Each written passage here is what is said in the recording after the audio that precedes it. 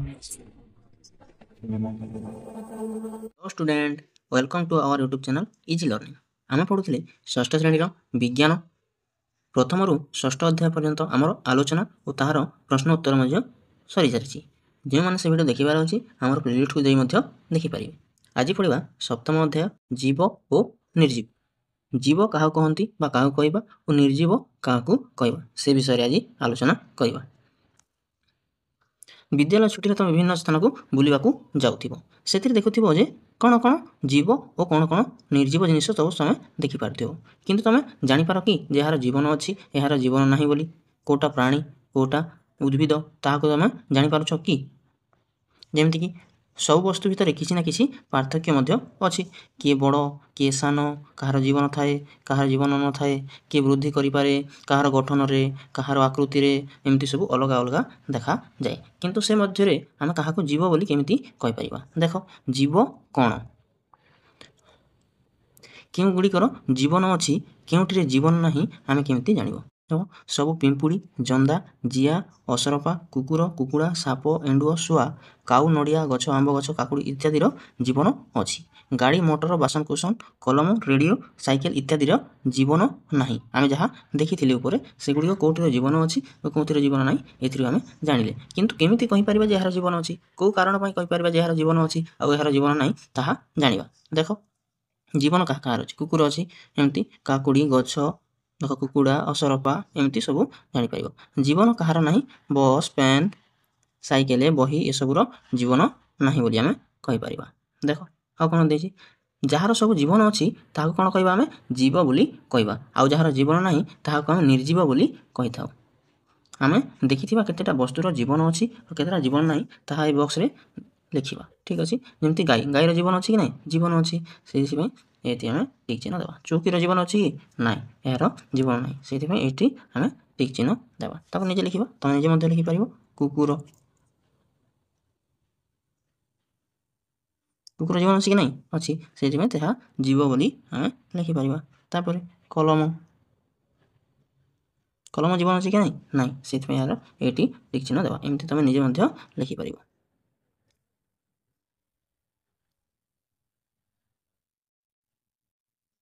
आम कहीपर कि आम कहीं गोटे जिनस को जीव बोली कहवा तार क्यों गुण पर आम ताकू जीव और निर्जीव बोली भिन्न कर ताहार क्यों गुण थी आम कहीपर यार जीव यह जीव अटे आउ क्यों गुण पर यार जीव नुहे बा निर्जीव बोली कहीपर ता विषय जाना। देख ताहार प्रथम गुण है जीवर चलन समस्त जीव चलन करिथांती। देख जीव मैंने बंची रही जल खाद्य वायुर आवश्यकता करती और से गोटे जगार अन्य जगह को जीवाई पड़ी था। एणु किंतु उद्भिदों क्षेत्र में प्रत्यक्ष चलन देखा जाई न था। यार माने कौन बुझीपार कि नहीं कौन गोटे जगार आ गोटे जगह को जाऊँ कि गच जाऊँ कि जाऊना किंतु तार शाखा और प्रशाखा गुड़ाक वृद्धि होची और गोटे जगार किसी आ गोटे जगह को वृद्धि करी बढ़ुची ताहाकू आम गोटे प्रकार कौन चलन कहीपर से कथा कहूँ से प्रत्यक्ष चलन देखा जाई नथिले मध्य तार शाखा गुड़ाक तार फूल फुटुची तार फल होची से किछि किछि कौन होची चलन होची बोली आम कहीपर और ताहाकू आम जीव आकार में नहीं पारिबा।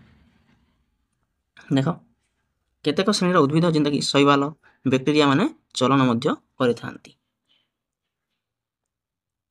उद्भिदर अंग चलन करिथाए एबे जेमति कहथि ताहार शाखा प्रशाखा मूल माध्याकर्षण दिगरे माटी आड़क और कांड आलोक दिगरे वायुमंडल को चलन करिथाए बा आगकू वृद्धि करिथाए। याक मध्य आमे एक प्रकार चलन बोली कहि परिबा। तापरे जीव खाद्य खाए ता माने कौन जार जीवन अच्छी से खाद्य खाइब ही खाइब बा खाद्य ताकू आवश्यकता हब ही हब तार वृद्धि पाई तार प्रजनन पाई पिंपुड़ी जंदा माछ ये सब कौन खाद्य खाई थाए माने एथुर कौन जानिले जार जीवन अच्छी ताकू खाद्य आवश्यक होता है तार दैनंदिन कार्य करने पाई। जीवर वृद्धि जेकोसी जीव ताहार कौन आकार रे किंबा अन्य सबू दिगरे वृद्धि घटी थाए। जेमिति कि उद्भिद माटीर जल और खनिज लवण नहीं निजे निजर खाद्य प्रस्तुत करते किंतु प्राणी माने निज खाद्य निजे तैयारी करि पारंती नाही और से माने कौन उद्भिद मानक ऊपर निर्भर करिथांती। देखो आ कौन देसी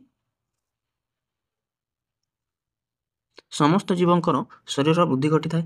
ଆମେ ଦେଖ ଆମେ ଛୋଟ ଥିଲେ କେତେ ଥିଲା, ଆମେ ଛୋଟ ବେଲେ ବହୁତ ଛୋଟ ଥିଲା, ଯେମିତିକି 3 ଫୁଟ 2 ଫୁଟ ଥିଲା, ଏବେ ଦେଖିବ 4 ଫୁଟ 5 ଫୁଟ ଲେଖା ହେଇଗଲାଣି। ଏହା କ'ଣ, ଆମର ଗୋଡ଼ ହାତ କେମିତି ସରୁ ସରୁ ଥିଲା, ଏବେ ଧୀରେ ଧୀରେ ବୃଦ୍ଧି ହେଉଛି। କୁକୁର ଛୁଆ ଆରମ୍ଭ କରି ମଣିଷ ହଉ ଅନ୍ୟ ସବୁ ଦେଖିବ ସମସ୍ତଙ୍କର ଯିଏ ଜୀବ ତାହାର ଦିନକୁ ଦିନ ବୃଦ୍ଧି ଘଟିଥାଏ।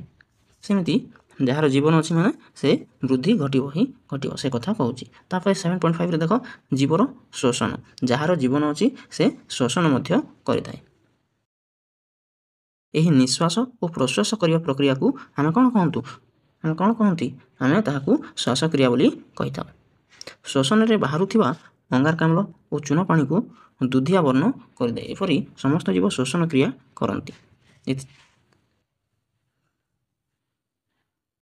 ପ୍ରାଣୀମାନଙ୍କ ପରି ଉଦ୍ଭିଦମାନେ ମଧ୍ୟ ଶୋଷଣ କରିଥାନ୍ତି। ଆମେ ଯେମିତି ଶ୍ୱାସକ୍ରିୟା କରୁଛୁ ସେମିତି ଉଦ୍ଭିଦମାନେ ମଧ୍ୟ ଶ୍ୱାସକ୍ରିୟା କରିଥାନ୍ତି। ଯଦି ତୁମେ ଗୋଟେ ଉଦ୍ଭିଦକୁ ଗୋଟେ ବୋତଲରେ ବନ୍ଦ କରି ରଖିଦେବ, କିଛି ଦିନ ମଧ୍ୟରେ ସେ ଧୀରେ ଧୀରେ ମରିଯିବ।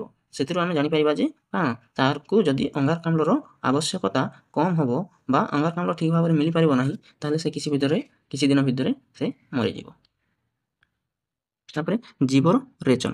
ଆମର ଯେମିତି ରେଚନ କ୍ରିୟା ହେଉଛି, ଆମେ ଯାହା ଖାଦ୍ୟ ଖାଉଛି ତାହାର କିଛି ଅଂଶ ଆମ ଦେହରେ ଲାଗୁଛି ଓ ଅନ୍ୟ ସବୁ ବର୍ଜ୍ୟବସ୍ତୁ ଆମ ଦେହରୁ ବାହାରି ଯାଉଛି। ସେମିତି ଗଛର ମଧ୍ୟ ରେଚନ ହୋଇଥାଏ। ତାହାର ବର୍ଜ୍ୟବସ୍ତୁ ପତ୍ର ଦେଇ ଓ ଅନ୍ୟ କଣା ଦେଇ ତା ଦେହରୁ ବାହାରି ଯାଇଥାଏ। ଯେମିତି ଏଠି ଦେଖ ଲେଖିଛି, ଯେଉଁ ପ୍ରକ୍ରିୟାରେ ଶରୀରର ବର୍ଜ୍ୟବସ୍ତୁ ଶରୀରର ବାହାରକୁ ତ୍ୟାଗ କରେ ତାହାକୁ ରେଚନ ବୋଲି କହିଥାଉ। ଏହି ପ୍ରକ୍ରିୟାରେ ପ୍ରାଣୀମାନେ ମଳ ମୂତ୍ର ଝାଳ ତ୍ୟାଗ କରିବା ତୁମେ ଦେଖିଥିବ, କିନ୍ତୁ ଉଦ୍ଭିଦମାନଙ୍କର ରେଚନ ମଧ୍ୟ ଧୀରେ ଧୀରେ ହୋଇଥାଏ। କିନ୍ତୁ ଉଦ୍ଭିଦମାନଙ୍କର ରେଚନ ମଧ୍ୟ ହୋଇଥାଏ। ସଜନା ଗଛ ଅଠା ସେହି ଗଛର ଶରୀରରୁ ବାହାରୁଥିବା ଏକ ବର୍ଜ୍ୟବସ୍ତୁ ଅଟେ। ତାପରେ ଦେଖିବା କ'ଣ, ଯାହାର ଜୀବନ ଅଛି ସେ ପ୍ରତିକ୍ରିୟା ମଧ୍ୟ କରିଥାଏ। ଦେଖିବ, ତୁମ ଗଛରେ ଗୋଟିଏ ଛୋଟିଆ ଗଛ ଉପରେ ଗୋଟିଏ ମାଟି ହାଣ୍ଡିକୁ ଘୋଡ଼ାଇ ଦିଅ ଏବଂ ହାଣ୍ଡିରେ ଗୋଟିଏ ପାଖକୁ ଛୋଟ କଣାଟିଏ କରିଦେବ। ଏମିତି ଦେଖ, ଏ ପିକ୍ଚର ଦେଖ, ଏମିତି କରିଦେବ ଓ ଯେଉଁଆଡ଼େ କଣା ଥିବ ସେ କିଛି ସମୟ ମଧ୍ୟରେ କ'ଣ କରିବ, ସେ ଆଡ଼କୁ ହିଁ କ'ଣ କରିବ, ସୂର୍ଯ୍ୟ ଯେଉଁ ଆଡ଼କୁ ଆଲୋକ ଆସୁଥିବ ସେ ଆଡ଼କୁ ସେ ବଢ଼ି ଚାଲିବ। ଏମିତି ସେ ଗଛ ପ୍ରତିକ୍ରିୟା କରିଥାଏ। ଯେଉଁ ଦିଗକୁ ଆଲୋକ ଆସିବ ସେ ସେଆଡ଼େ ବଢ଼ିବ। ତାପରେ ନେକ୍ସଟ କ'ଣ ଅଛି, ଜୀବମାନଙ୍କର ବଂଶବୃଦ୍ଧି। ଯାହାର ଜୀବ ଅଛି ସେ ବଂଶବୃଦ୍ଧି କରିବ ହିଁ କରିବ, ତାହାର ଗୋଟିଏ ଏକ ମୁଖ୍ୟ ଗୁଣ ଅଟେ। କୁକୁଡ଼ା ଯେମିତି ଅଣ୍ଡା ଦିଏ, ଅଣ୍ଡା ଫୁଟିବା ପରେ କ'ଣ ହୁଏ, ଛୁଆ ବାହାରେ। ବିଲେଇ କୁକୁର ଆଦି ପ୍ରାଣୀ ମଧ୍ୟ ଛୁଆ ଜନ୍ମ କରନ୍ତି। ସେମିତି ସମସ୍ତ ଜୀବଙ୍କର ବଂଶବୃଦ୍ଧି ଘଟିଥାଏ। ଆମେ ଗୋଟିଏ ଗୋଲାପ କିମ୍ବା ମନ୍ଦାର ଡାଳ ନେବା, ତାକୁ କାଟି ମାଟିରେ ପୋତିଦେବା ଓ ମଝିରେ ଟିକେ ପାଣି ଦେଉଥିବା। ଦେଖିବା ଯେ ସେ କିଛି ଦିନ ପରେ କ'ଣ ହେଇଯିବ, ସେଥିରୁ ମଧ୍ୟ ଡାଳ ବାହାରି ଆଉ ଗୋଟେ ନୂଆ ଗଛ ହେଇଯିବ।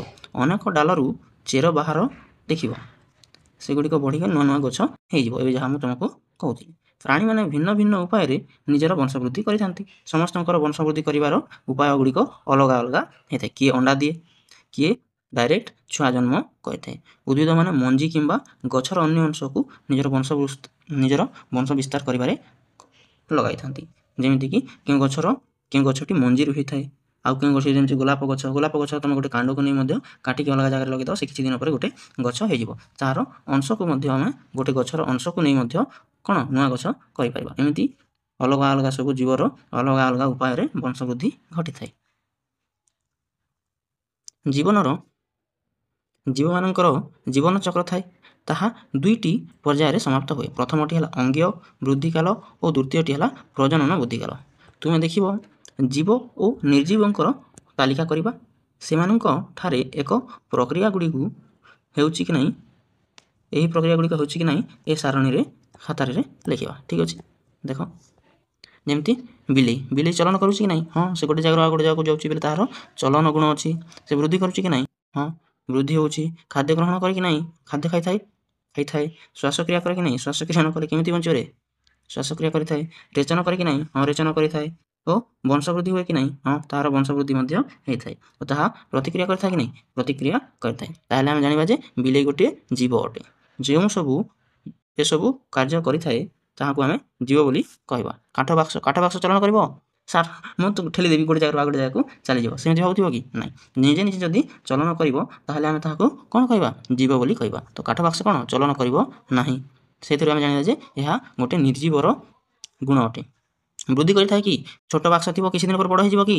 ନାହିଁ। ତ ସେଥିପାଇଁ ଏହା ମଧ୍ୟ କରିପାରିବ ନାହିଁ। ତ ସେଥିପାଇଁ ଏହା ଗୋଟିଏ ନିର୍ଜୀବର ଗୁଣ ଅଟେ। କାଠ ବାକ୍ସ କେବେ ଖାଦ୍ୟ ଖାଏ କି? ନାହିଁ। ଶ୍ୱାସକ୍ରିୟା କରିଥାଏ? ନାହିଁ। ରେଚନ କରେ? ନାହିଁ। ବଂଶବୃଦ୍ଧି କରେ? ନାହିଁ। ପ୍ରତିକ୍ରିୟା କିଛି କରିଥାଏ? ନାହିଁ। ତ ଏସବୁରୁ ଆମେ ଜାଣିଲେ ଯେ କ'ଣ ଗୋଟିଏ ନିର୍ଜୀବ ଏସବୁର ଗୁଣର କୌଣସି କାର୍ଯ୍ୟ କରିନଥାଏ ଓ ଯାହାର ଜୀବ ଅଛି ତାହାର ଏସବୁ ଗୁଣ ଥାଏ। ଏସବୁ ତୁମେ ନିଜେ ନିଜେ ମଧ୍ୟ କରିପାରିବ। ଯେମିତି ଗୋଟେ କୁକୁରକୁ ନେଇକି କରିପାରିବ, କଲମକୁ ନେଇକି କରିପାରିବ। କୁକୁର କ'ଣ କରିବ? ଚଳନ କରିବ, ବୃଦ୍ଧି କରିବ, ଖାଦ୍ୟ ଗ୍ରହଣ କରିବ, ଶ୍ୱାସକ୍ରିୟା କରିବ, ରେଚନ କରିବ, ବଂଶବୃଦ୍ଧି କରିବ, ପ୍ରତିକ୍ରିୟା କରିବ। ଏସବୁ ଯଦି ସବୁ ଯିଏ କରିପାରୁଛି ତାହାକୁ ଆମେ କ'ଣ କହିବା? ଗୋଟିଏ ଜୀବ ବୋଲି କହିପାରିବା। ଠିକ୍ ଅଛି, ଏ ଥିଲା ଆମର ସପ୍ତମ ଅଧ୍ୟାୟ ଜୀବ ଓ ନିର୍ଜୀବ। ଯେଉଁମାନଙ୍କୁ ଆମର ବିଜ୍ଞାନର କିମ୍ବା ଗଣିତର କିମ୍ବା ଇଂରାଜୀର ଅନ୍ୟ ସବୁ ଭିଡ଼ିଓ ଦେଖିବାର ଅଛି ଆମର କେଉଁଠି ପ୍ଲେଲିଷ୍ଟକୁ ଯାଇ ମଧ୍ୟ ଦେଖିପାରିବ। ଯେଉଁମାନଙ୍କୁ ଆମର ପାଠ ବୁଝି ହେଉଥିବ ଓ ପଢ଼ିବା ପାଇଁ ଭଲ ଲାଗୁଥିବ ସେ ଆମର ଭିଡ଼ିଓକୁ ଲାଇକ୍ କରିବ, ସେୟାର କରିବ ଓ ଆମର ଚ୍ୟାନେଲକୁ ସବସ୍କ୍ରାଇବ୍ କରି ରଖିବ। ଠିକ୍ ଅଛି, ଦେଖା ହେବା ଆଉ ଗୋଟିଏ ଅଧ୍ୟାୟରେ।